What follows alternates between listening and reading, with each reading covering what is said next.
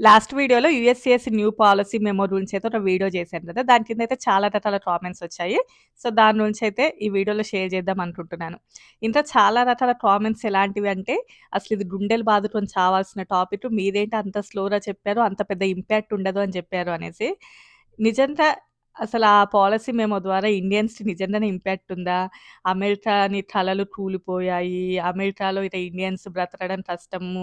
Indians నెత్తి మీద బాంబులు పడ్డాయి. ఇంకా ఎన్నో రకాల థంబ్‌నెయిల్స్ చూస్తున్నాము.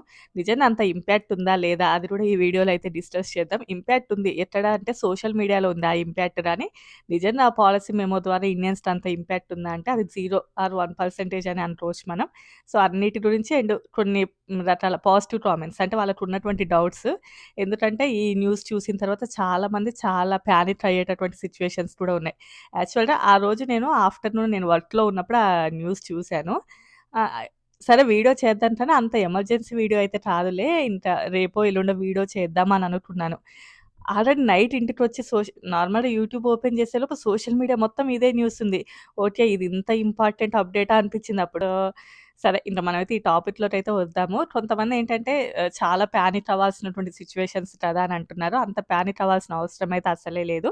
అండ్ ఫస్ట్ వన్ కొంతమంది హెచ్-1 వీసాలము అండ్ ఎల్-1 వీసా, ఐ-140 సో, వీటికి ఏమైనా ఇంపాక్ట్ ఉంటదా అని చెప్పేసి ఎక్స్‌టెన్షన్స్ కానియండి, స్టేటస్ చేంజ్ కావచ్చు, లేదు అంటే ట్రాన్స్‌ఫర్స్ కానియండి, ఐ-140 కానియండి, అసలు దీనికి అసలు సంబంధమే లేదు. అదంతా డిఫరెంటు, ఇది డిఫరెంటు. సో, వీటి వలన ఎవ్వరికీ కూడా ఎలాంటి ఇంపాక్ట్ ఉండదు. అంటే ఈ స్టేటస్ చేంజ్ అవ్వడం కానియండి అండ్ ఎక్స్‌టెన్షన్స్ కానీ, సో, వాళ్ళు ఆ కామెంట్ ఉంది కాబట్టి చెప్తున్నాం. వాళ్ళకి ఎలాంటి ఇంపాక్ట్ ఉండదు. ఇదెప్పుడు అంటే ఐ-140 అప్లై చేసిన తర్వాత ఈ గ్రీన్ కార్డ్ ప్రాసెస్‌లో ఉంటది కదా! Date of filing, final action date, priority date ఇలా అని చెప్పేసి. అప్పుడు యూఎస్‌సిఎస్ ఒక డేట్ ఇచ్చినప్పుడు అప్పుడు నువ్వు I-485 సబ్మిట్ చేయడానికి ఎలిజిబుల్ అవుతారు. సో, అక్కడ ఇది మాత్రం ఇంపాక్ట్ అవుతది. సో, అక్కడ ఉన్నటువంటి పైన పెట్టినటువంటి వాళ్ళు ఇచ్చినటువంటి టైటిల్‌ని చూస్తే నిజంగానే చాలా పెద్ద న్యూస్ అన్నట్లుగా అనిపిస్తది మనకి టైటిల్‌ని చూస్తే. బట్ లోపలికెళ్ళి ప్రతీది చదివిన తర్వాత ఓకే. ఇది అంత పెద్ద ఇంపాక్ట్ అవ్వదు. ఎస్పెషల్లీ ఇండియన్స్‌కి అండ్ హెచ్ వీసాలు ఆర్ ఎల్ వీసా త్రూ ఇలా గ్రీన్ కార్డ్ పొందే వాళ్ళకి మాత్రం అంత పెద్ద ఇంపాక్ట్ ఉండదు అని చెప్పేసి అర్థమవుతది. నేను ప్రతీది కూడా స్క్రీన్‌షాట్ పెడతాను. మీరు చదువుకోండి డీటెయిల్డ్‌గా. అది ఎవరికి ఎక్కువ ఇంపాక్ట్ అనేది మీకు ఇంకా క్లారిటీగా అర్థమవుతది. బట్ నేను మాత్రం తెలుగులో హ్మ్. షార్ట్‌కట్‌లో అయితే ఎక్స్‌ప్లెయిన్ చేస్తాను. ఎప్పుడైనా మనం ఏదైనా ఒక యాక్ట్ చూస్తే యూఎస్ఏలో అది అవ్వాలి, అది లాలార మారాలి అనంటే చాలా పెద్ద ప్రాసెస్ ఉంటది. ఒకటి సెనేట్‌లో ఆర్ హౌస్ ఆఫ్ రిప్రజెంటేటివ్‌లో ఆ తర్వాత ఫైనల్‌గా ప్రెసిడెంట్ సైన్ చేయడం ఇలా ఒకటి లాలార మారడానికి చాలా ఉంటది. అండ్ సెకండ్ వన్ ఏంటంటే కొన్ని పాలిసీ చేంజెస్ జరుగుతూ ఉంటాయి. అంటే ఫెడరల్ రిజిస్టర్‌లో పెట్టడం అని చెప్పేసి. దాని నుంచి కూడా మనం చాలా సార్లు మాట్లాడుకున్నాం. ఒక 60 డేస్ టైమ్ పీరియడ్ ఉంటది. అండ్ అందులోపల పబ్లిక్ కామెంట్స్ తీసుకోవడం, దానిని బేస్ చేసుకొని కొన్ని చేంజెస్ జరుగుతూ ఉంటాయి. అండ్ నెక్స్ట్ వన్ ఏంటి అంటే ప్రెసిడెంట్ లాస్ట్ టైమ్ తీసుకొచ్చాడు కదా! ప్రొక్లమేషన్ మీద సైన్ చేసి $100,000 అని చెప్పేసి. సో, అలా కొన్ని చేంజెస్ జరుగుతూ ఉంటాయి.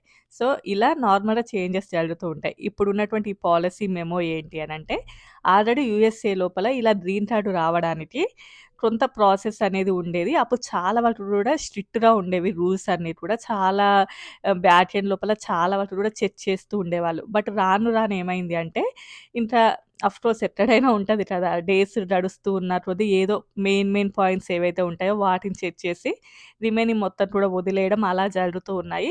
సో, దానిని బేస్ చేసుకొని ఏంటంటే యూఎస్ఏలో గ్రీన్ కార్డ్ ఈజీగా వచ్చేస్తూ ఉంది. ఆ తర్వాత నేచురల్ సిటిజన్‌షిప్ ఇలా అవుతూ ఉన్నారు. సో, యూఎస్ఏ సిటిజన్స్ అవ్వాలి అని అనుకుంటే అంత ఈజీ కాదు. అదే ఇలా నేచురలైజ్డ్ సిటిజన్స్ ఇలా అవ్వాలి అంటే కొంతవరకు బ్యాక్ ఎండ్ లోపల ఎక్కువగా మనం స్క్రూటినీ చేయాలి అని జెప్పేసి వాళ్ళు డిసైడ్ అయ్యారు. సో, దీనిని బేస్ చేసుకొని ఏంటంటే యూఎస్ఏకి ఒకప్పుడు ఈ గ్రీన్ కార్డ్ రావడానికి ఏవేవైతే ఉన్నాయో వేటినైతే చెక్ చేస్తూ ఉన్నామో వాటన్నిటిని కూడా చెక్ చేయడం అయితే మానేశారు. సో, వాళ్ళకి గైడ్‌లైన్స్ ఇస్తున్నారన్నట్లు. ఇక ముందు నుంచి చాలా చెక్ చేయాలి. ఆ రైట్స్ మీకున్నాయి. ఆ అథారిటీ ఉంది. సో, అవన్నీ కూడా చెక్ చేసిన తర్వాతనే మీరు నెక్స్ట్ ప్రాసెస్‌కి వెళ్ళొచ్చు అని జెప్పి. ఇతడి I-485ని సబ్మిట్ చేసిన తర్వాత ఇంకా ఆల్మోస్ట్ వాళ్ళ ఈ ఏడీకి అప్లై చేసుకోవడం ఉంటది. అండ్ వేరే కంట్రీకి ఈజీగా వెళ్లి రావడానికి అథారిటీస్ ఉంటాయి. సో, ఇలాంటివి ఉంటాయి కాబట్టి ఇక్కడ మీకు ఏదైనా డౌట్ వచ్చింది అని అనుకోండి. అప్పుడు మీరు మాత్రము వాళ్ళ యొక్క హోమ్ కంట్రీకి వెళ్ళేసి అంటే డినే చేయండి. అప్పుడు హోమ్ కంట్రీకెళ్ళేసి అక్కడి నుంచి అప్లై చేసుకోవచ్చు. అసలే అప్లై చేసుకోకూడదు అనేది లేదు గానీ, వాళ్ళ హోమ్ కంట్రీకెళ్ళి చేసుకోవాలి అని చెప్పండి. ఒక చెక్ పాయింట్ లాంటిది పెట్టారు అని అనుకోవచ్చు మనం అలాంటిదే. అండ్ ఇందులోపల మెయిన్‌గా ఏంటి అంటే చాలామంది యూఎస్ఏకి వచ్చినప్పుడు ఒక వీసా మీద వస్తూ ఉన్నారు. ఆ తర్వాత ఓన్లీ గ్రీన్ కార్డ్ కోసమే యూఎస్ఏకి వస్తూ ఉన్నారు. సో, దానిని ఎక్కువగా చూస్తాము అని చెప్పేసి. ఎక్కువగా ఇంపాక్ట్ ఉండేది ఎవరికి అంటే కొంతమంది స్టూడెంట్‌లారా అంటే ఎఫ్1 వీసా మీద వచ్చేసి ఆ తర్వాత హెచ్1 ఆ తర్వాత గ్రీన్ కార్డ్ ప్రాసెస్. ఇది థర్డ్ ప్రాసెసే. ఇది ప్రాపర్ ప్రాసెసే. బట్ కొంతమంది ఏంటంటే ఎఫ్1 వీసా మీద యూఎస్ఏకి వచ్చేసి అండ్ ఈ లాటరీ లోపల పేరు రావడం ఇదంతా కూడా చాలా పెద్ద ప్రాసెస్ ఉందని చెప్పేసి కొన్ని షార్ట్ కట్లు ఎంచుకుంటున్నారు అని చెప్పి వాళ్ళు మెన్షన్ చేశారు. అందులోపల ఈబీ2 ఎన్‌డబ్ల్యూ సమ్ ఏదో ఉంది. సరే నేను స్క్రీన్‌షాట్ పెడతాను అక్కడ చూడండి. సో, ఈ ప్రాసెస్ త్రూ చాలామంది అంటే వేరే రూట్ లోపల గ్రీన్ కార్డ్‌ని పొందుతున్నారు. సో, వీళ్ళ ఇంటెన్షన్ ఏంటంటే యూఎస్ఏలో ఓన్లీ గ్రీన్ కార్డ్ కోసం గ్రీన్ కార్డ్ ద్వారా వచ్చేటటువంటి బెనిఫిట్స్ ఇలా మల్టిపుల్ జాబ్స్ చేసుకోవచ్చు. ఇలాంటి చాలా బెనిఫిట్స్‌ని బేస్ చేసుకొని వచ్చారు కాబట్టి వీళ్ళకి చాలా పెద్ద క్వెషన్ మార్క్ అన్నట్లు. సో, ఫ్యూచర్‌లో ఇలాంటి వాళ్ళు ఎవరైతే ఉంటారో వాళ్ళని వాళ్ళ హోమ్ కంట్రీకెళ్ళేసి తర్వాత ఈ గ్రీన్ కార్డ్ ప్రాసెస్ చేసుకోవాలి అనేసి అట్లా మన ఇండియన్స్ ఉన్నారంటే మేబీ చాలా రేర్ అయ్యి ఉండొచ్చు. మేబీ ఎవరైనా ఉంటే మాత్రం వాళ్ళకి ఇంపాక్ట్ అయితే అవుతది. అండ్ నెక్స్ట్ వన్ ఏంటంటే కొంతమంది యూఎస్ఏకి బీ1 అండ్ బీ2 వీసాల త్రూ వచ్చేసి వచ్చిన వెంటనే ఇక్కడ వేరే వాళ్ళని ఎవరినైనా చూసి పెళ్లి చేసుకోవడము, దాని త్రూ గ్రీన్ కార్డ్‌కి అప్లై చేసుకుంటూ ఉండడం ఇలాంటివి చేస్తూ ఉన్నారు చాలామంది. ఈ మధ్య కాలంలోనే సుమారు కొన్ని థౌసండ్స్ ఆఫ్ అప్లికేషన్స్ వచ్చాయంట. సో, ఇన్ని అప్లికేషన్స్ వస్తున్నాయి కాబట్టి లేదు ఇంకా ఇక్కడ ఒక పెద్ద చెక్ పాయింట్ పెట్టాల్సిందే అని చెప్పేసి వాళ్ళు డిసైడ్ అయ్యారు. సో, ఈ రెండిట్లలో ఇండియన్స్ అంటే మేబీ ఉండొచ్చేమో. బట్ చెప్పాను కదా! 1-2% మాత్రమే ఎక్కువగా ఎఫెక్ట్ అవుతూ ఉంటారు. F one visa, J visa, B one, B two single intent visas అంటారు కదా వీటిని. సో, అంటే వాళ్ళు వచ్చినటువంటి వర్క్ చేసుకోవడం, రిటర్న్ ఎళ్ళిపోవడం. తర్వాత ఎఫ్1 నుంచి హెచ్1 గ్రీన్ కార్డ్ ఇది థర్డ్ ప్రాసెసే కానీ అలా రాకుండా కొంతమందేంటంటే వేరే రూట్‌లో సంపాదిస్తున్నారు అని జెప్పేసి. ఈవెన్ బీ1, బీ2 వాళ్ళు కూడా 90 డేస్‌లోనే వేరే వాళ్ళ మ్యారేజ్ చేసుకోవడము, వితిన్ డేస్‌లలోనే ఈ గ్రీన్ కార్డ్‌కి అప్లై చేస్తున్నారు కాబట్టి, అలాంటి వాళ్ళకి చాలా పెద్ద చెక్ పాయింట్ పెట్టాలి అని జెప్పేసి యూఎస్ఏస్ వాళ్ళు డిసైడ్ అయ్యి అండ్ ఒకప్పుడు ఉన్నటువంటి పాతవి రూల్స్ ఏవైతే ఉన్నాయో ప్రతి దానిని గూడా మంచిగా చూడాలి అని జెప్పేసి. ఇంకా వీళ్ళనేంటంటే కే వీసా అని అంటారంట. సో, వాళ్ళకి ఎక్కువ ఇంపాక్ట్ అవుతది అని జెప్పేసి. అండ్ ఇందులోపల చాలా మందికి క్వెషన్ మార్క్ అనిపిచ్చేసి అండ్ ఎక్కువ రూమర్స్ గూడా స్ప్రెడ్ అవ్వడానికి రీజన్ నాన్ ఇమిగ్రెంట్ వీసా అదే టెంపరరీ వర్క్ వీసా వాళ్ళకి కూడా ఇది ఎఫెక్ట్ అవుతది అని జెప్పేసి. సో, టెంపరరీ వర్క్ వీసాస్ అంటే మనం కూడా ఉంటాం కదా! H visa, real visa or anything మనం కూడా టెంపరరీ వీసా హోల్డర్స్‌మే కదా! అని జెప్పేసి. బట్ మన వాళ్ళేంటంటే ప్రాపర్‌గానే వెళ్తే ఎలాంటి ప్రాబ్లమ్ అయితే ఉండదు. సో, ఇక్కడ మెయిన్‌గా మన వాళ్ళకి చెక్ చేసేదేంటంటే I-140 కరెక్ట్‌గానే అప్లై చేశారా? అండ్ అప్లై చేసినప్పుడు ఎవరితో అయితే చేశారో ప్రెజెంట్ ఇంకా వాళ్ళతోనే ఉన్నారా? అండ్ ఈ డేట్స్ ఏవైతే ఉన్నాయో వాటిని ఎక్కువగా చెక్ చేస్తారు. సో, అందులోపల ఎలాంటి ప్రాబ్లమ్ అంత లేదు అంటే, సో, ఏం ప్రాబ్లమ్ అయితే లేదు. అండ్ ఇంకా చాలామందేంటంటే మాకు I-485లో ఉన్నాము. మాకేమైనా ప్రాబ్లమ్ అవుతదా అని చెప్పేసి. సో, వాళ్ళకి కూడా ఎలాంటి ప్రాబ్లమ్ అయితే ఉండదు.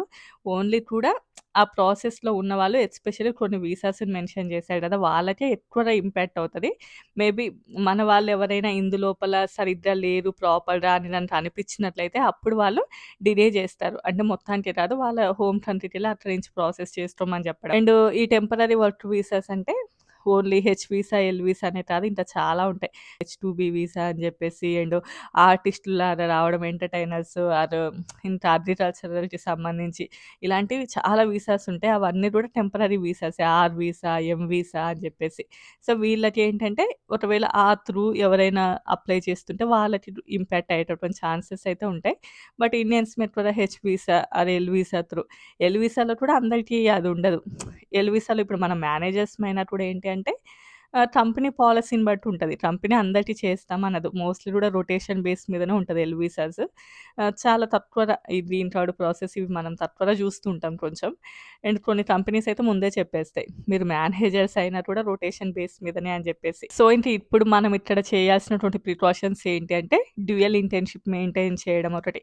అంటే ఎప్పటికప్పుడు రెన్యువల్ చేసుకుంటూ ఉండాలి. ఈవెన్ I-140లో ఉన్నా కూడా ఆ ప్రాసెస్ అయ్యే వరకు. అండ్ కొంతమంది ఏపీ అదే అడ్వాన్స్ పేరోల్ మీద వేరే కంట్రీకి వెళ్ళేసి వస్తూ ఉంటారు కాబట్టి, ఆ టైం లోపల కూడా ఒకసారి చెక్ చేసుకోవాలి. అంటే అన్ని ప్రాపర్ డాక్యుమెంట్స్ ఉన్నాయా? లేవా? అని చెప్పేసి. అదొకటి. అండ్ మోస్ట్‌లీ కూడా ఇవే మెయిన్. అండ్ మనం ఉన్నటువంటి వీసాస్ మోస్ట్‌లీ హెచ్ వీసాస్ అది ఎఫ్1 నుండి హెచ్1కి మారి హెచ్1 నుండి గ్రీన్ కార్డ్ ప్రాసెస్‌లో ఉన్న వాళ్ళకి ఇంపాక్ట్ అనేది చాలా తక్కువగా ఉంటదని అనుకోవచ్చు. అండ్ యూఎస్‌సిఎస్ ఏంటంటే చాలా వరకు కూడా వీసా ప్రాసెస్ లోపల లూప్ హోల్స్ ఏవైతే ఉన్నాయో వాటన్నిటిని కూడా తీసేయాలని చూస్తున్నారు. ఇప్పటికి చాలా రకాల చేంజెస్ చూసాము. ఫ్యూచర్‌లో ఇంకా చాలా చేంజెస్ అయితే చూడబోతామని చెప్పేసి. అండ్ ఇందులోపల కొన్ని ఎక్స్‌టర్నల్ ఫ్యాక్టర్స్ కూడా ఉన్నాయి. అంటే ఇన్ కేస్ ఎవరైనా కూడా వాళ్ళ యొక్క పిల్లలు యూఎస్ సిటిజన్స్ అయినా కానియండి, యూఎస్ఏలో హౌసెస్ కొనుక్కొని ఎప్పటినుంచో యూఎస్ఏలోనే ఉంటున్న వాళ్ళు కానియండి. సో, ఇలాంటి ప్రాసెస్ లో ఉన్న వాళ్ళు ఎవరైతే ఉంటారో వాళ్ళకి ఇంకొంచెం ఎక్స్‌ట్రా బెనిఫిట్స్ ఉంటాయి. అంటే ఇన్ కేస్ ఆ ప్రాసెస్‌లో ఉన్న వాళ్ళకి కొంచెం మంచి బెనిఫిట్స్ ఉంటాయి అని జెప్పేసి. అండ్ ఎవరైనా I-140 ఫైల్ చేసేటప్పుడు కూడా వితిన్ డేస్‌లలోనే అంటే దానికి అంటే కొంచెం సర్టెన్ టైమ్ పీరియడ్ లేకుండా వచ్చినటువంటి వితిన్ 1 ఇయర్‌లోనే ఆర్ వితిన్ 6 మంత్స్‌లోనే ఎవరైనా అప్లై చేసినా కూడా వాళ్ళకి కూడా కొంచెం ఇంపాక్ట్ ఉంటది. అంటే వీళ్ళు వచ్చిందే గ్రీన్ కార్డ్ ప్రాసెస్ కోసమా, వచ్చిందే గ్రీన్ కార్డ్ కోసమా అని జెప్పేసి. అలా రాకుండా నార్మల్‌గా కంపెనీ పాలిసీస్‌ని బట్టి, కంపెనీ రూల్స్ ప్రకారం వెళ్ళే వాళ్ళకైతే పెద్దగా ఇంపాక్ట్ అయితే ఉండదు. సో, ఓవరాల్‌గా జూస్తే హైప్ ఉన్నంతగా ఇంపాక్ట్ ఉంటదంటే చాలా క్వెషన్ మార్కే అనే అనుకోవచ్చు. సో, ఆల్మోస్ట్ ఇంతే అండి ఇన్ఫర్మేషన్. అన్నిటికి కూడా స్క్రీన్ షాట్స్ ఉంటాయి. చూసుకోండి. రేపు మరో మంచి వీడియోతో కలుద్దాం. వీడియో నచ్చితే లైక్ చేయండి, షేర్ చేయండి, సబ్స్క్రైబ్ చేయండి. లైక్ చేయడం అస్సలు మర్చిపోవద్దు. మొదట్లో చెప్పడం మర్చిపోయా. సారీ. ఓకే. Bye bye.